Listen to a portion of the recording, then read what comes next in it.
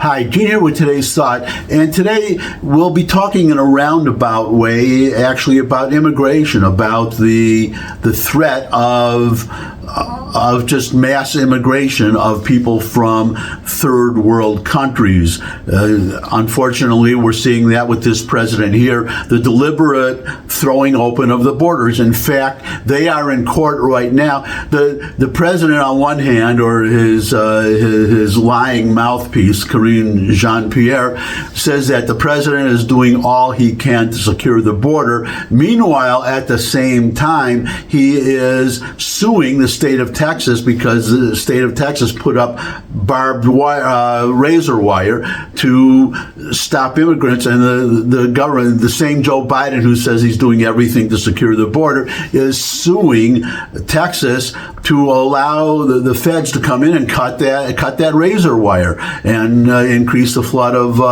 unlawful aliens into this country from, well, they don't care where they come from. And, well, the more from the third world, the better, put it that way, because these are the people they hope will become dependent and will hate white people and will change the character of the country and, most of all, vote for Democrats. That's their hope. And they're finding that this is backfiring because a lot of these people coming in are unlawful aliens, are Hispanic, and the president was expecting substantial support from the Hispanic American voter. But it's turning out just the opposite. Trump is actually leading among Hispanic voters because, well, big shock, you Democrats, but Hispanic Americans are as American as the rest of us, as I am. And Americans put America first, and these are people who came to the country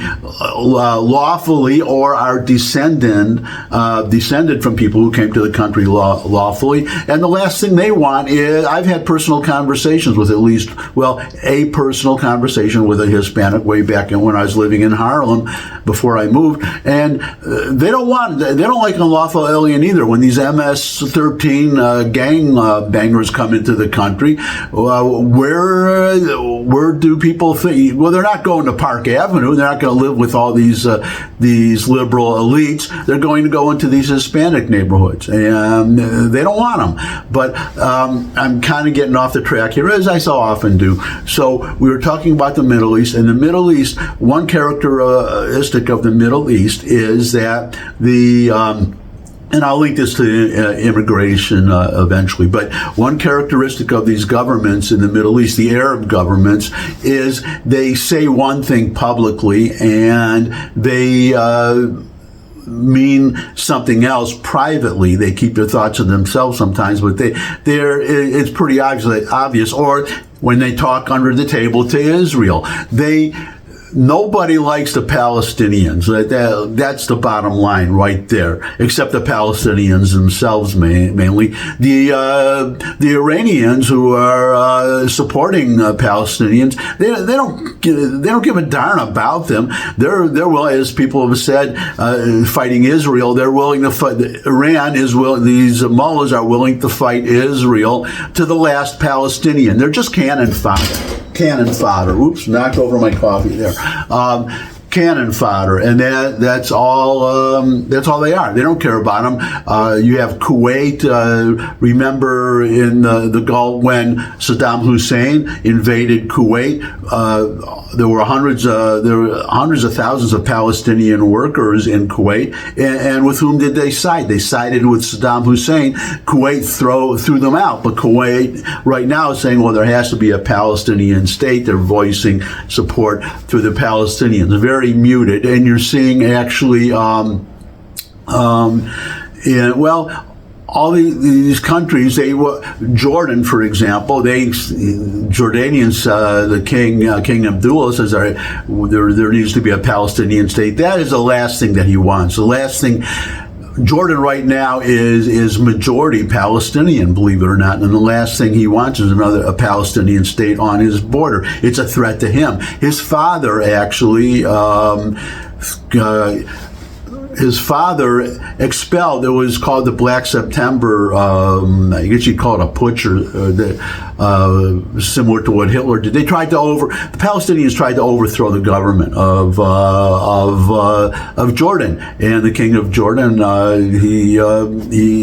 Abdullah's father, he expelled a lot of them, and the point is they don't like the Palestinians, but they have to say one thing while they secretly are rooting for the Israelis to conquer Gaza and destroy Hamas and destroy Hezbollah too, Iran and all its and destroy Iran if necessary, because all of these Iran and its proxies are an obvious threat to all these Arab governments, and the reason you have to ask why are they saying one thing publicly while they actually want something else privately? And it's because of something called the Arab, you maybe have heard this term, the Arab Street, which is just the hoi polloi, the people that most of these countries, well, they are ruled by a king or a sheik, or they're not democratic, so you have an unelected potentate ruling all these people, and they are often very afraid of the street, the masses, that they will riot or they will rebel. But not only that, whenever there is, you see it right now, whenever there is, Israel does something in its self-defense, or they pour the Arab Street pour into the streets, and you have these mass demonstrations that threaten these governments. Well, this is the sad part that I'm getting to right now. Now, that thumbnail that you saw at the beginning of this thought for today, that's the Arab Street out demonstrating against Israel. But you look in the background, and what is that in the background? That's Westminster Abbey. This is London. This is the capital of England. And, well, as somebody said, I don't know who it was, but somebody quipped, a little humorous thing, said, I miss England. I miss London I remember when London used to be English.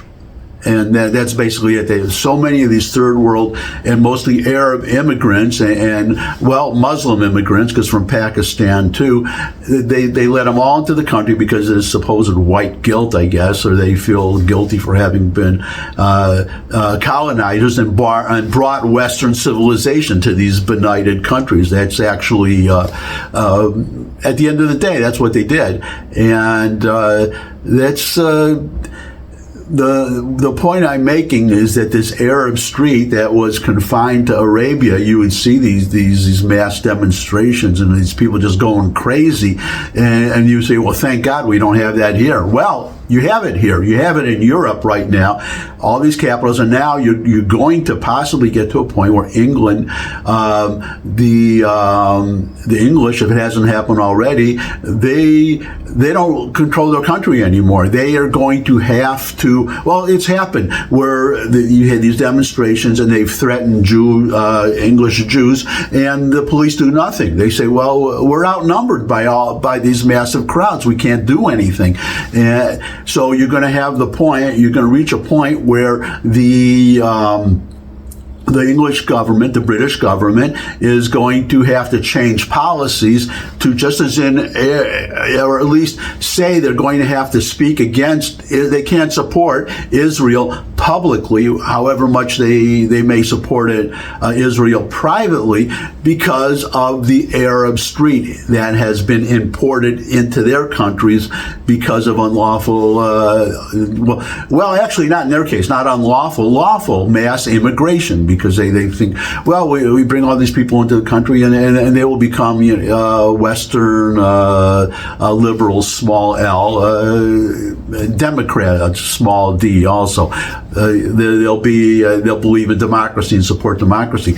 Well, that only happens when you bring in people very slowly from outside, from a third world country, where they come in so slowly that they are surrounded by Americans, and their children grow up as Americans, and they are surrounded by Native Americans, and they have to they adapt. They adopt our culture. But when you have masses coming in a lot of time, then you have these enclaves where what they call no-go zones in France, for instance. That's where it's most notorious, in the suburbs of Paris, where you have the whole area is, and in Sweden too, Finsbury, Sweden, where the Arab immigration population is so large that they basically have Sharia there. They govern themselves. They have no contact with the rest of France or Sweden, and increasingly in England, I believe, and they have to. They're a law unto themselves, and no, they don't assimilate. That's the point. They bring their old culture with them, with the honor killings and women covered from head to toe in abayas, they're called, and not to be confused with hijabs, which is just the neck over the face. But they have that too, and that's it's actually the hijabs. Last I heard, they were still unlawful in France, but that, if it hasn't changed already, it could. But the point is that now these countries are going to have to be quiet about what they say, and they're because of angering the Arab street, which gets violent. And in fact, there was one incident in I forget which European country, it could have been England, where I think it was England, where aliens from they could be lawful. I don't want to say unlawful, because Europe is letting so many of these people in lawfully. The saying in Germany was "Wir schaffen das," we can do this. They just opened the borders, and now they're regretting it. And if you're a woman in Berlin, you got to be careful where you go. That's the way it is now. We're in Aachen, which was a very nice city when I was there many years ago, and the big cathedral there. But you're seeing this now in Europe, as I'm saying, where they may have to change their policies because you have this violent, you can watch and we'll see, because there is scheduled for January 13th in London by several pro-Palestinian groups, a very large demonstration, as I said, in London, and we'll see how many show up, and we'll see how many turn out. They've already shut down. There was already one that was hundreds of thousands. So we'll see what happens now. We'll see how peaceful it is. But the ultimate point I'm getting to is the United States, because you're seeing all these demonstrations now, which you never saw before in liberal cities, in blue cities such as New York and Los Angeles, San Francisco, I believe. You're starting to see you're starting to see an Arab street here, and I hope it doesn't get as bad as Europe. That's all I can say. I hope it doesn't get as bad as Europe.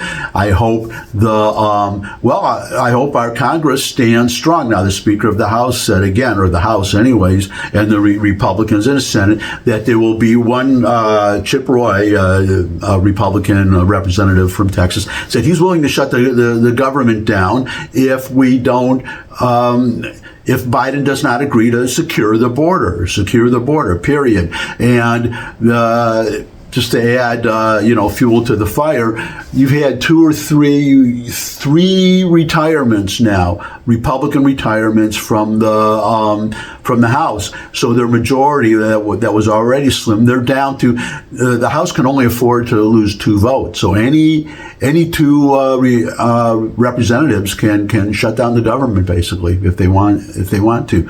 So we'll see what happens, but I wish them Godspeed, because we have to seal this border, or we're going to have all the problems that Europe has, and I don't want that. I'm sure you don't want that. And I guess that's my thought for today. Thanks for stopping by. If you could subscribe, that would really be great. Share this video with anyone you think would benefit from it. But most of all, come back and see me again. I would love to see all of you again. And until I do see all of you again, bye.